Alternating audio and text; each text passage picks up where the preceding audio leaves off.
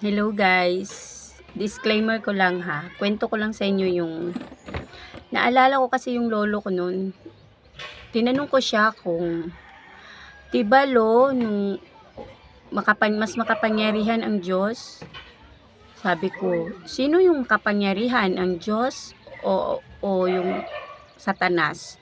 Sabi ni lolo, siyempre ang Diyos, siya ang makapangyarihan sa lahat dahil siya ang lumikha sa ating lahat. At yung lahat na nakikita mo, siya ang lumikha niyan. So, tinanong ko siya, Lo, kung mas makapangyarihan ang Diyos, at dahil sana tinalo na lang niya si Satanas, sana patayin na lang niya si Satanas para hindi na tayo nagkakasala. Kasi si Satanas lang naman ang dahilan kung bakit tayo nagkakasala eh. Sana tinalo na niya si Satanas, pinatay niya si Satanas.